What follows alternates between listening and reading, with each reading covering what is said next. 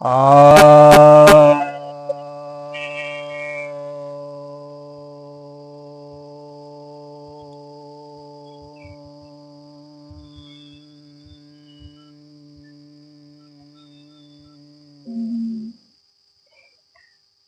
सभी भक्तजनों को सप्रेम नमन।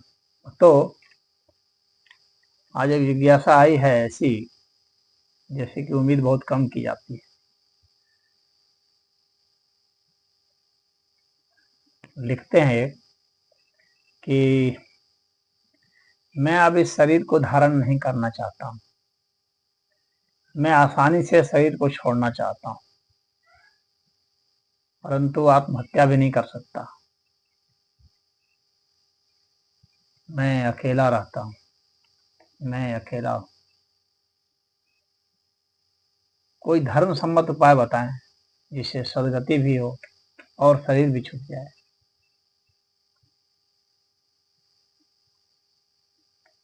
मैं आपके दुख दर्द को समझ सकता हूँ, परेशानी और उलझन को समझ सकता हूँ, और कोई भी समझ सकता है।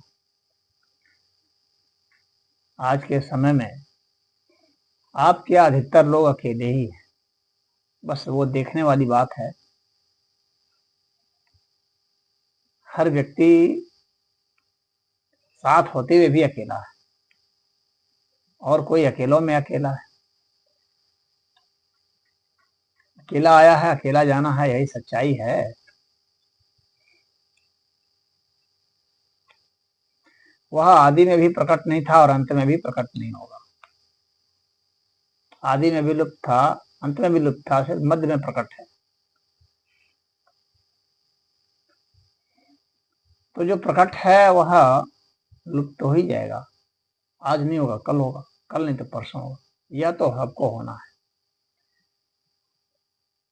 और मृत्यु का वर्णन बहुत लोग करना चाहते हैं, जो ऐसी दुविधा में फंस जाते हैं।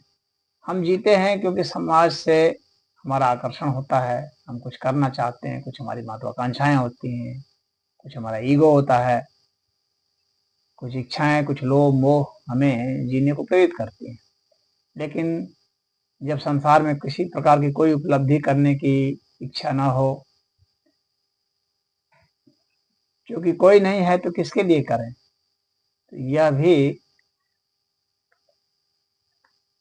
प्रेरणा नहीं रह जाती है।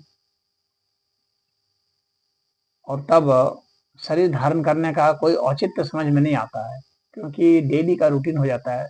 खाना, कुछ बातचीत करना, कुछ देखना, कुछ सुनना, फिर सो जाना, फिर उठना, फिर यही करना। और इस डेली रूटीन से लंबे समय तक रूटीन जब चलता है यही, तो मनुष्य घबरा जाता है और वह चिंतन भी करता है कि आखिर इस तरह के रूटीन से हासिल क्या होगा। सिर्फ एक एक दिन कट रहा है और मैं मृत्यु के करीब पहुंच रहा हूं या पहुंच रही हूं। जब मनुष्य के पास कोई लक्ष्य हो, चाहे छोटा मोटा ही सही, तो जीने की प्रेरणा होती है।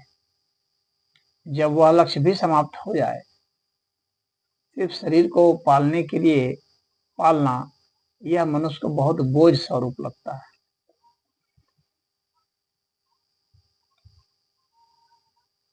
तो आखिर अगर हम यह देखें कि मनुष्य जीता कैसे है, आदमी में मोह कहाँ से उत्पन्न होता है, लोभ कहाँ से उत्पन्न होता है, कब होता है, तो आप पाएंगे, अगर हम इसको श्वास से जोड़ें तो हम पाएंगे कि जब हमारी सांस की गति ज्यादा होती है तो हम लोभ मोह क्रोध इन सब में फंसते हैं, काम में फंसते हैं। और जब हमारा ध्यान श्वास भरने पर होता है, ज्यादा तो ऐसा होता है, और जब हमारा ध्यान सांस भरने पर और सांस छोड़ने पर, दोनों पर बराबर होता है, तो हम समभाव में रहते हैं।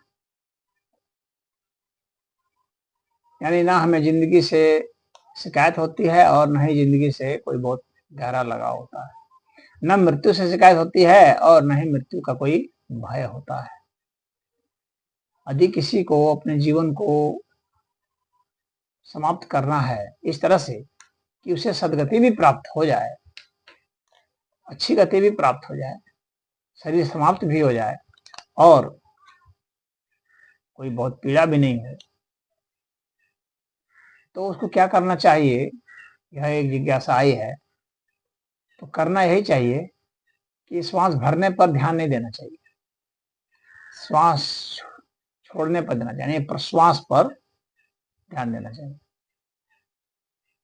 तो प्रश्वास पर आप जब ध्यान देते हैं तो आप नींद की ओर बढ़ते हैं, मृत्यु की ओर बढ़ते हैं।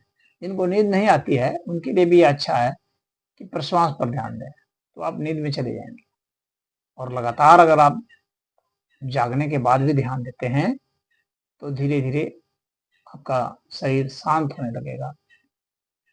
ये जितने वेग हैं, काम, क्रोध, लोभ, मोह, द्रोह, इन सबके वेग शांत होने लगे। शरीर से कोई आकर्षण नहीं रह जाएगा, शरीर को बचाने का, शरीर को पुष्ट करने का कोई बहुत आकर्षण नहीं रह जाएगा। क्योंकि कामनाओं का जब लोप हो जाता है, क्योंकि शरीर हमें मिला है अपनी कामना की पूर्ति के लिए, और जब कामनाएं नहीं रह गई तो फिर शरीर को धारण करने का मतलब नहीं रह जाएगा। और ऐसी स्थिति में शरीर का क्षय होने लगेगा। तो इस कामनाओं का क्षय शरीर का क्षय है एक तरह से। और जब हम प्रश्वास पर ध्यान देते हैं तो हमारा शरीर धीरे धीरे क्षय को प्राप्त होगा। तो चूंकि लोभ, मोह, क्रोध ये सब भी शांत हो चुके हैं और शरीर छूट रहा है, तो जाहिर सी बात है सदगति होगी। और जब ध्यान हमारा श्वास प्रश्वास पर, मतलब प्रश्वास पर है, श्वास पर तो नहीं, प्रश्वास पर है, तो सदगति हमें मिलनी ही मिलनी है। क्योंकि अंतिम समय में जो है हम तो प्रभु के शरण में जा ही चुके हैं। प्रश्वास में अगर हम ध्यान लगाते हैं तो हम शिव में ध्यान लगा रहे हैं, तो हमारा ध्यान तो अपने आप ऑटोमेटिक उसमें लग ही रहा है। तो जाहिर सी बात है कि हमें सदगति मिलेगी, हमें अच्छी गति मिलेगी, हमें मोक्ष भी मिल सकता है और एक बेहतर योगी का जीवन भी आगे प्राप्त हो सकता है। लेकिन चूंकि शरीर कामना नहीं रही शरीर को पाने की, रखने की, तो अंदर से कामना नहीं रही, तो मुक्ति का यह बहुत ही अच्छा सरल मार्ग है। आप लगातार अपने प्रश्वास पर ध्यान दें। शरीर शांत होते होते अंत में शांत हो जाएगा और कुछ ही महीनों में, विशेषकर ठंड के दिनों में, मृत्यु हो जाएगी और सदगति भी हो जाएगी। ब्लड प्रेशर आपका लो हो जाएगा। ब्लड प्रेशर लो होते होते अंत में शरीर शांत हो जाएगा। इससे कोई यह ना समझे कि मैं किसी को मृत्यु की ओर प्रेरित कर रहा हूँ, नहीं, प्रेरणा उनकी खुद से है। मैं सिर्फ वह उपाय बता रहा हूँ जिससे कि सदगति भी मिल जाए और शरीर शांति से छूट भी जाए। जब शरीर को धारण करने की ख्वाहिश नहीं रह गई, काम, क्रोध, मोह, लोभ नहीं रह गया, शरीर को तो छूटना ही छूटना है, दर्द रहित होकर के छूटना है। इसमें दर्द नहीं होगा, शरीर ठंडा हो जाएगा। तो ऐसा ही है, जिस दिन मौसम ठंडा होगा उस दिन आप भी ठंडे हो जाएंगे। हरि ओम।